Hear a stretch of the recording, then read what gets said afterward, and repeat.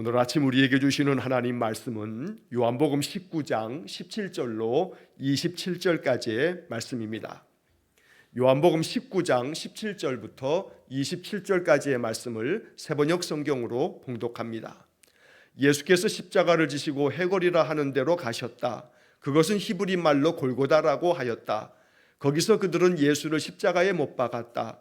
그리고 다른 두 사람도 예수와 함께 십자가에 달아서 예수를 가운데로 하고 좌우에 세웠다. 빌라도는 또한 명패도 써서 십자가에 붙였다. 그 명패에는 유대인의 왕 나사렛 사람 예수라고 썼다. 예수께서 십자가에 달리신 곳은 도성에서 가까우므로 많은 유대 사람이 이 명패를 읽었다. 그것은 히브리 말과 로마 말과 그리스도 말로 적혀 있었다. 유대 사람들의 대제사장들이 빌라도에게 말하기를 유대인의 왕이라고 쓰지 말고 자칭 유대인의 왕이라고 쓰십시오 하였으나 빌라도는 나는 쓸 것을 썼다 하고 대답하였다. 병정들이 예수를 십자가에 못 박은 뒤에 그의 옷을 가져다가 네 몫으로 나누어서 한 사람이 한 몫씩 차지하였다. 그리고 속옷은 이음새 없이 위에서 아래까지 통째로 짠 것이므로 그들은 서로 말하기를 이것은 찢지 말고 누가 차지할지 제비를 뽑자 하였다. 이는 그들이 나의 겉옷을 서로 나누어 가지고 나의 속옷을 놓고서는 제비를 뽑았다 하는 성경 말씀이 이루어지게 하려는 것이었다. 그러므로 병정들이 이런 일을 하였다. 그런데 예수의 십자가 곁에는 예수의 어머니와 이모와 글로바의 아내 마리아와 막달라 사람 마리아가 서 있었다. 예수께서는 자기 어머니와 그 곁에 서 있는 사랑하는 제자를 보시고 어머니에게 어머니 이 사람이 어머니의 아들입니다 하고 말씀하시고 그 다음에 제자에게는 자 이분이 내 어머니시다 하고 말씀하셨다. 그때부터 그 제자는 그를 자기 집으로 모셨다. 아멘. 예수님께서 십자가를 지시고 골고다를 오르신 장면을 요한이 기록합니다. 그리고 예수님께서 십자가에 달려 이제 돌아가시면서 남기셨던 그 7마디의 말씀 중에 이제 요한복음은 몇 개의 말씀들을 우리에게 알려주고 있습니다. 요한복음은 예수님께서 십자가에 달려 돌아가시는 장면을 묘사하면서 오늘 17절에서 아주 중요한 표현을 말씀하고 있습니다. 17절 세번역 성경으로 보시면 예수께서 십자가를 지시고 해골이라 하는 대로 가셨다. 자, 여기 이 말씀에서 중요한 표현은 예수께서 십자가를 지시고 라고 하는 이 말씀의 문법적인 형태입니다. 무슨 이야기냐면 여기 17절의 이 요한복음은 요한이 이 이야기를 기록할 때 예수님께서 십자가를 지고 가셨다. 그래서 능동태로 이 말씀을 쓰고 있다는 겁니다. 예수님께서 십자가를 스스로 능동적으로 지시고 바로 해골이라고 하는 바로 그 골고다를 향해서 가셨다는 겁니다. 자, 이 요한복음에 십자가를 지시고라고 하는 능동태와는 달리 다른 복음서에서는 십자가를 진다라고 하는 표현을 할 때 수동태로 이 말씀을 기록하고 있습니다. 그래서 마태복음에도 마가복음에도 누가복음에도 예수님께서 십자가를 지고 가는 것을 묘사하면서 누가복음 23장의 말씀을 보더라도 예수를 끌고 갈 때라고 하는 말씀으로 예수님이 능동적으로 십자가를 지고 올라갔다는 그런 느낌보다는 예수님이 끌려갔다, 예수를 끌고 갈 때라고 이렇게 기록하고 있고, 그러면서 구레네 사람 시몬에게 예수님의 십자가를 대신 지워서 올라가게 할 때의 장면을 묘사하면서 그에게, 즉 구레네 시몬에게 십자가를 지워라고 이렇게 기록을 하고 있습니다. 그러니까 군사들이 구레네 사람 그 시몬을 붙들어다가 예수님의 십자가를 대신 지워서 그 십자가를 지고 올라가게 만들었다는 겁니다. 예수님은 끌려가고 구레네 사람 시몬은 십자가를 억지로 지고서 골고다로 올라갔다라고 묘사하면서 그렇게 수동태 형태로 또 혹은 피동의 모습으로 이 동사를 기록하는 반면에 17절의 요한복음의 말씀은 예수께서 십자가를 지시고 해골이라고 하는 곳으로 가셨다라고 하는 말씀으로 바로 이 능동태를 사용함으로써 예수님이 십자가를 지고 올라가신 이 일은 하나님의 뜻을 받들어 하나님께서 대속의 죽음으로 예수님께 명하신 길에 순종하셨던 예수님을 묘사하고 있다는 겁니다. 자, 그렇기 때문에 예수님께서 제자들에게 살아계실 때 말씀하셨던 제자도를 말씀하시면서 아무든지 나를 따라오려거든 자기를 부인하고 날마다 제 십자가를 지고 나를 따를 것이니라 라고 하는 말씀을 오늘 우리는 다시 한번 생각해 봅니다. 여기 이 말씀에서 주님은 나를 따라오려거든 자기를 부인하고 날마다 제 십자가를 지고 나를 따르라. 그런데 예수님을 따라야 할 제자들이 자기 십자가를 지고 따라가는데 예수님은 십자가도 지지 아니하고 앞서 가시면서 나를 따르라 할 수는 없습니다. 그러니까 여기서 나를 따라오려거든 자기 십자가를 지고 나를 따르라 했을 때 앞서 가시는 예수님도 예수님의 십자가를 지고 앞서 가시고 뒤따르는 제자들도 예수님을 바라보면서 예수님도 앞서 가시면서 십자가를 지고 가시니 나도 내 십자가를 지고 나아가리라 라고 하는 것을 말씀하고 계신다는 겁니다. 그러므로 날마다 제 십자가를 지고 나를 따르라 라고 말씀하시는 누가복음 9장 23절의 말씀을 오늘 마음에 다시 한번 되새기면서 예수님께서 자기 십자가를 지시고 해골이라고 하는 골고다로 올라가시는 이 장면을 우리 마음속에 깊이 기억할 수 있기를 축복합니다. 주님께서 걸어가신 그 길, 그 십자가의 길, 비아 돌로로사라고 말하는 그 십자가의 길, 바로 이 길의 마지막 끝은 해골이라고 하는 곳, 바로 골고다입니다. 골고다라고 하는 말은 히브리 말이고 바로 이 골고다라고 하는 이 말의 뜻은 해골이라고 하는 의미를 갖습니다. 그리고 이 골고다라고 하는 이 히브리 말을 로마 사람들이 사용하는 로마의 공식 언어인 라틴어로 이 말을 바꾸면 갈바리아라고 하는 라틴어를 쓰는데 이 갈바리아라고 하는 라틴어를 우리말로 번역을 하면서 갈보리라고 번역을 한 것입니다. 그래서 라틴어로는 갈보리, 히브리 말로는 골고다, 우리말로 번역하면 해골, 주님께서 마지막 향해서 가신 곳은 해골이 있는 바로 이 죽음의 자리로 나아가셨다는 겁니다. 학자들은 이 17절의 말씀에 해골, 즉 골고다라고 하는 말을 풀이하면서 예수님께서 십자가에 못 박히신 그곳이 십자가형을 당하는 사람들의 사형터였기 때문에 그 죄인들을 처형하는 장소였기 때문에 그들이 죽는 죽음의 자리여서 그곳 이름을 골고다, 즉 해골이라고 불렀다라고 말하기도 하고 바로 그곳의 지형 자체가 해골과 같은 모양을 띠고 있어서 그렇게 붙여진 이름이다 라고 말하기도 합니다. 어쨌든 결론적으로 중요한 것은 예수님이 이 십자가를 지고 마지막 가신 곳은 죽음이고 그 죽음의 자리에서 스스로 당신의 목숨을 내놓으시면서 예수님께서도 직접 죽으셨으나 그러나 사흘 만에 말씀하신 그대로 다시 부활하심으로 사망 권세를 이기셨다라고 하는 바울의 이 말씀처럼 우리로 하여금 잠자는 자들의 첫 열매가 되었다라고 바울이 이 십자가의 죽음을 해석해 준 것처럼 우리에게는 죽음으로 끝나지 아니하고 이 죽음의 권세, 사망 권세를 이기신 예수님처럼 우리 또한 사망의 권세를 이기는 그런 승리의 삶이 우리에게 약속된 것입니다.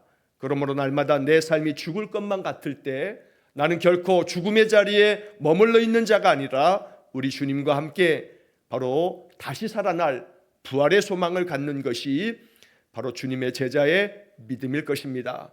오늘 18절 말씀을 보시면 거기서 그들은 예수를 십자가에 못 박았다라고 말씀하고 그 십자가를 못 박는 그 자리에 예수님과 함께 다른 두 사람, 바로 이 범죄자 두 사람도 예수님 곁에 십자가에 못을 박아 그들도 죽습니다.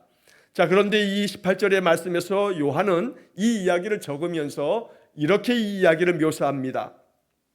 다른 두 사람도 예수와 함께 십자가에 달아서 예수를 가운데로 하고, 이게 요한의 아주 의도적인 표현입니다.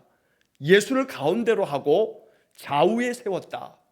십자가 형벌이라고 하는 것은 로마인들에게 있어서 가장 잔혹한 형벌입니다. 그래서 로마 사람들은 결코 로마인에게는 십자가 형벌을 언도하지 않습니다. 그러니까 이 십자가 형벌이라고 하는 것은 식민지 백성들을 다스리는 잔혹한 사형법 중에 하나가 바로 이 십자가 형벌입니다.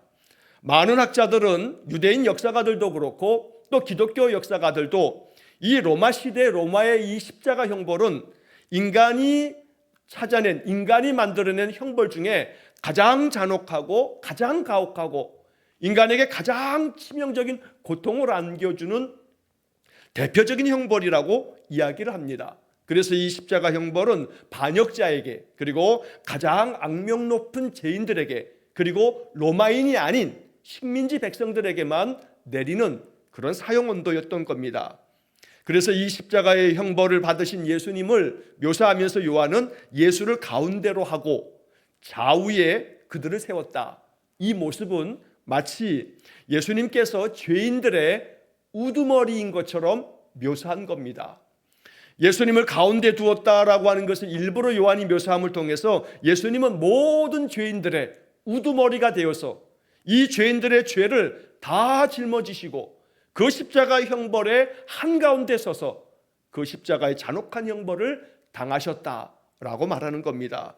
그래서 예수님의 죽음은 이 세상 모든 죄인들에 대한 대속의 죽음이고, 그 당시 2000여 년 전의 죄인들만 아니라 앞으로 인생 가운데 모든 인류의 죄를 다 짊어지신 것이기 때문에 예수를 가운데로 하고, 이 가운데라고 하는 이 이야기가 담고 있는 상징적 의미가 있다는 것입니다.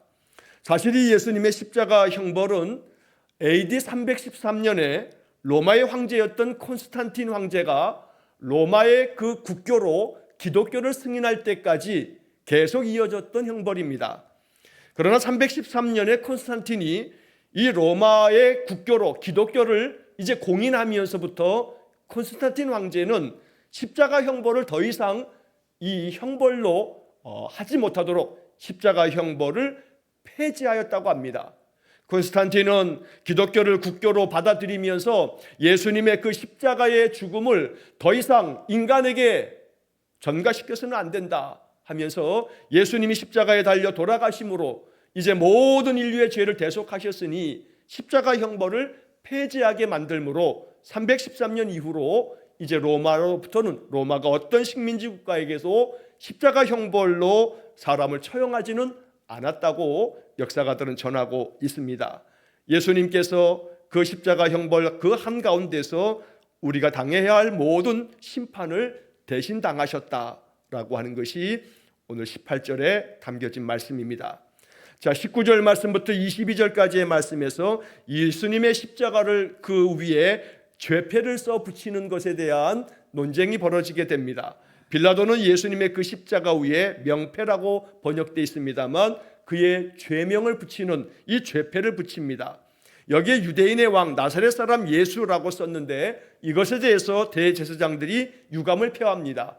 그리고 그들은 빌라도에게 아주 강력하게 요청합니다. 유대인의 왕이라고 쓰지 말고 자칭 유대인의 왕이라고 써달라고 그렇게 요청을 하는 겁니다. 그러나 빌라도는 단호하게 거부하면서 나는 쓸 것을 썼다라고 이야기합니다. 자, 이 이야기를 전하면서 요한은 20절 말씀에서 이렇게 이야기를 합니다. 많은 유대 사람이 이 명패를 읽었다. 그것은 히브리 말과 로마 말과 그리스 말로 적혀 있었다라고 이렇게 성경을 기록합니다. 자, 여기 히브리 말, 이거 유대 사람들이 사용했던 말입니다. 또 로마 말이라고 하는 것은 라틴어를 말합니다. 로마 사람들의 공식적인 언어였습니다. 당연히 이 이스라엘 땅은 지금 로마의 식민지 상태에 있기 때문에 로마 사람들이, 그 다스리는 통치자들도 이 유대 땅에 지금 살고 있습니다.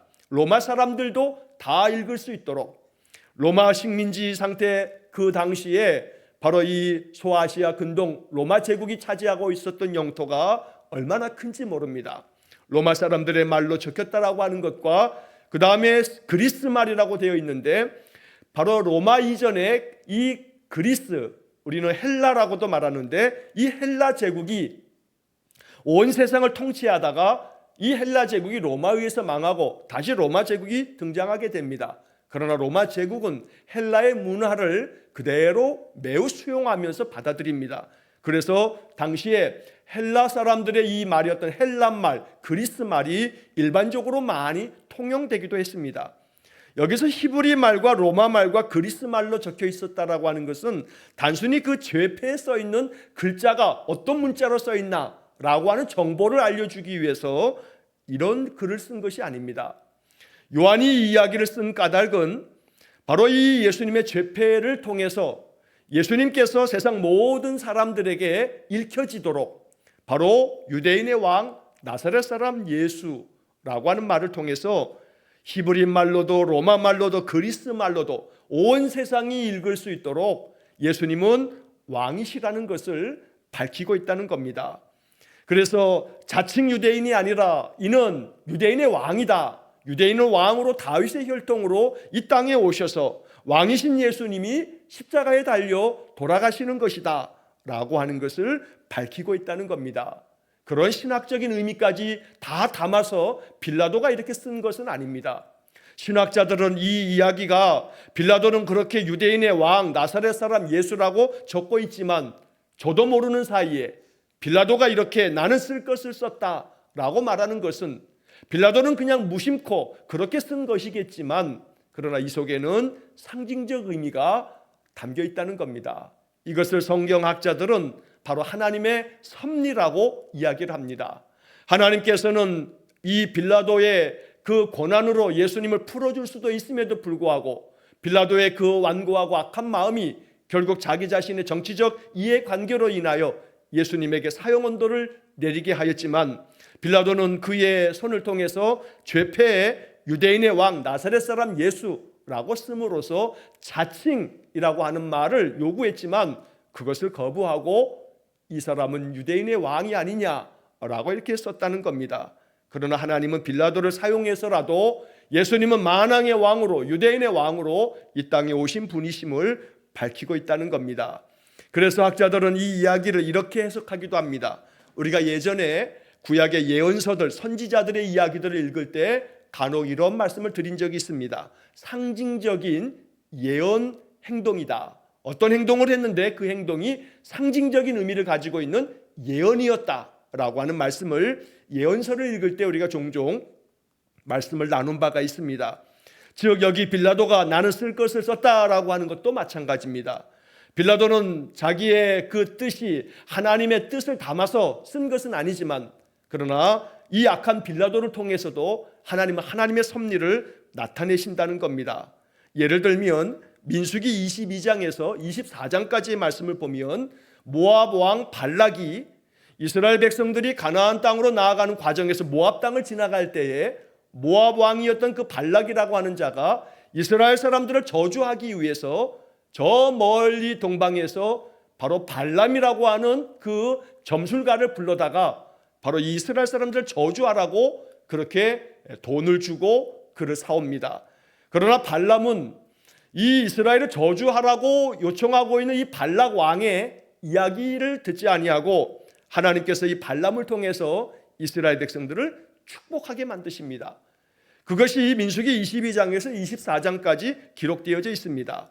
악한 발람을 통해서도 하나님께서는 저주를 퍼부으라고 그렇게 사주를 받았지만 하나님은 발람의 입을 통해서 이스라엘을 축복하게 만들었던 겁니다.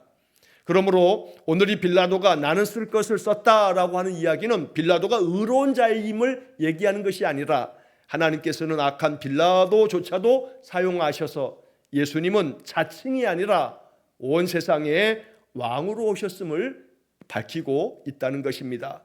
이것을 히브리 말과 로마 말과 그리스 말로 적으심으로써 온 세상 사람들이 예수님이 왕이심을 알게 하려고 이렇게 적어 놓은 것이다 라고 성경학자들은 이 말씀을 주석합니다. 오늘 우리는 이 말씀을 읽으면서 바로 유대인의 왕 나사렛 사람 예수, 바로 그 예수님은 유대 사람으로 왔기 때문에 유대인의 왕이나 그러나 그 주님은 만왕의 왕으로 성자 하나님 이 땅에 오신 나의 구주 예수님이심을 우리가 믿음으로 고백합니다. 바로 그 예수님께서 나를 위해서 십자가에 죽으신 이 고난주간에 이제 오늘 우리는 하루하루 주님의 그 십자가의 은혜를 마음 깊이 새기는 귀한 은혜의 시간들 되시기를 간절히 축원합니다. 자, 이후에 23절 이하의 말씀에서 요한이 아주 의도적으로 기록한 아주 중요한 의미들이 이 속에 또 담겨 있습니다. 23절 말씀에 보면 병정들이 예수님을 십자가에 못 박은 후에 예수님의 옷을 가져다가 네 몫으로 나눕니다. 그 당시 이 십자가 형벌을 가하게 될 때 이 로마 병사들은 4명이 한 조가 이루어져서 십자가 형벌을 집행하게 되었답니다. 자, 그래서 여기 4사람이 등장하게 됩니다. 4몫으로 나누어서 한 사람이 한 몫씩 차지하면서 예수님의 그 겉옷을 나누어 갔습니다. 어떻게 죽은 사람, 이 사형 언도를 받고 죽어가는 사람의 옷을 나누나라고 할지 모르겠습니다만, 그러나 이 옷이라고 하는 것, 옷감이라고 하는 것이 지금처럼 이렇게 흔한 그런 시대가 아닙니다. 그렇기 때문에 그 옷감 하나조차도 이렇게 그들에게 있어서는 중요한 그런 소유물이 되기 때문에 예수님의 그 겉옷을 4몫으로 나누어서 차지합니다. 요한은 이 이야기를 적으면서 세번역 성경의 번역을 보면 한 사람이 한 몫씩 차지하였다라고 말씀합니다. 그리고 24절 말씀에서도 그 속옷까지도 이제 이 속옷은 하나로 통짜로 짜여져 있기 때문에 이것은 찢지 말고 누가 차지할지 제비를 뽑자라고 이야기합니다. 요한은 이 말씀을 적으면서 세번역 성경의 번역으로 보면 차지한다라고 하는 단어를 2번이나 사용합니다. 예수님의 겉옷을 4사람이 4개로 나누어서 각각 한 몫씩 차지합니다. 그리고 속옷은 제비를 뽑아서 어느 한 사람이 다 차지합니다. 죽음의 자리에서조차도 자신에게 조금이라도 유익이 될 것을 차지하기 위해서 탐욕에 눈이 먼 인간들을 이야기하고 있는 겁니다. 한 사람은 죽어가고 있는데 그 죽어가는 사람의 옷을 차지하겠다고 제비까지 뽑는 이런 악한 자들의 모습, 이것이 바로 인간의 모습입니다. 죄악된 인간의 이 탐욕, 내려놓지 못하는 이 탐욕이 결국 이 세상을 망가뜨립니다. 옛날이나 지금이나 매한가지입니다. 중동의 전쟁은 다른 것 아닙니다. 패권주의의 그 다툼에서 더 많은 것들을 차지하고자 하는 그러한 강대국의 미국과 이스라엘과 또 핵무기를 내려놓지 못하는 이란과 여러 중동의 국가들이 결국 뒤엉켜 싸우는 탐욕의 싸움에 불과한 것입니다. 탐욕을 내려놓지 못하는 인간들을 기록하는 이 요한복음의 이야기는 차지하였다는 이 단어를 통해서 2000년 전의 인간이나 지금의 인간이나 다를 바가 없는 죄악된 인간, 죄성이 가득한 인간을 고발하고 있다는 것입니다. 그러므로 우리가 인생을 살아가는 동안에 차지하는 것이 인생의 목적이 아님을 오늘 우리는 이 23절, 24절의 말씀을 통해서 겸허하게 인정하고 십자가 아래에서 기도하는 그런 우리의 신앙이 되어야겠습니다. 더 많이 차지하겠다라고 하는 그런 마음이 인생의 목적이 되면 우리는 자기 십자가를 지고 주님을 따를 수 없습니다. 더 많이 차지하는 것, 더 많이 소유하는 것, 이것이 인생의 목적이 되어서는 안 된다는 겁니다.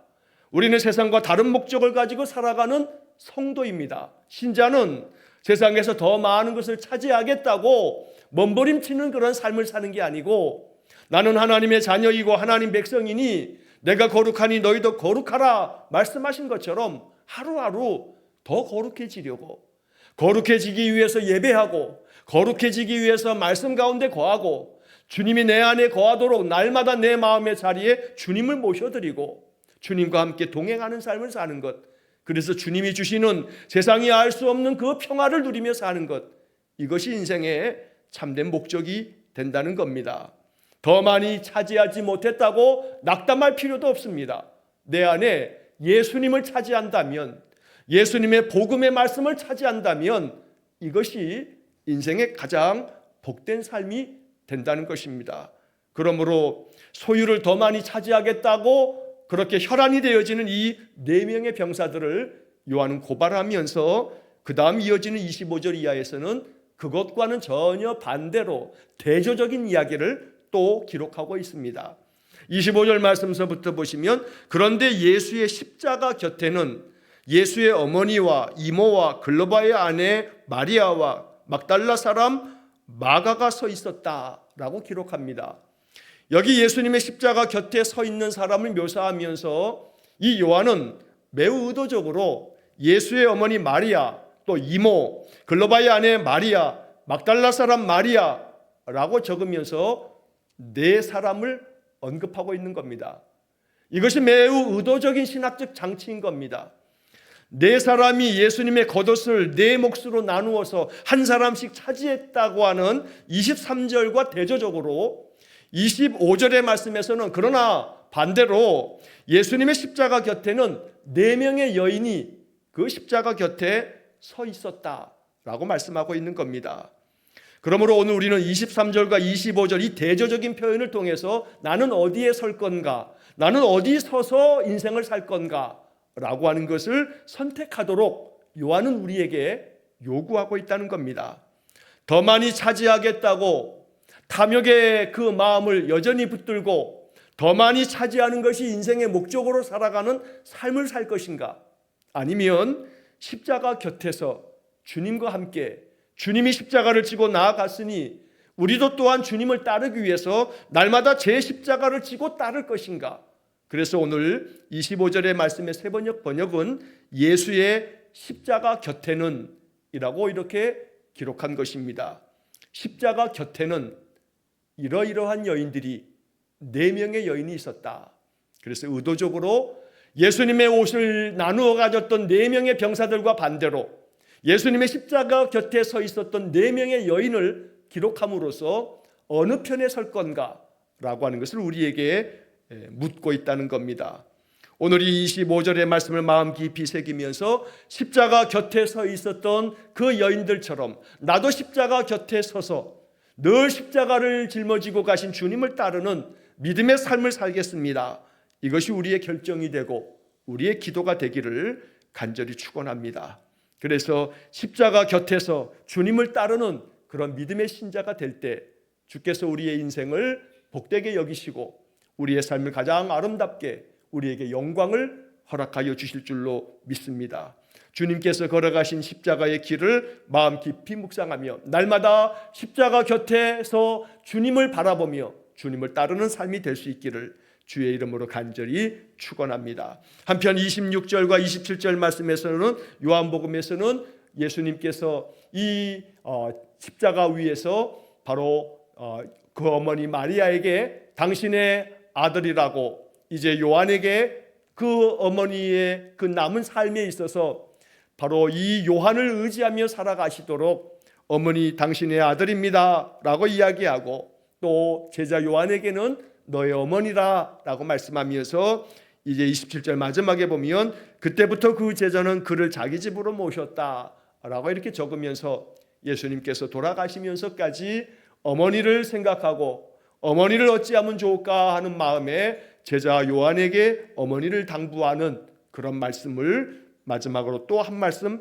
남기시고 계십니다.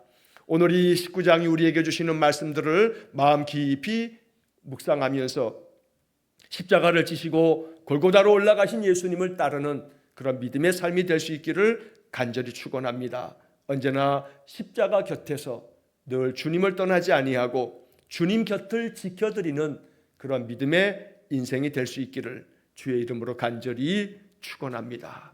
기도하겠습니다. 자비로우신 아버지 하나님, 십자가 곁을 떠나지 않기를 원합니다.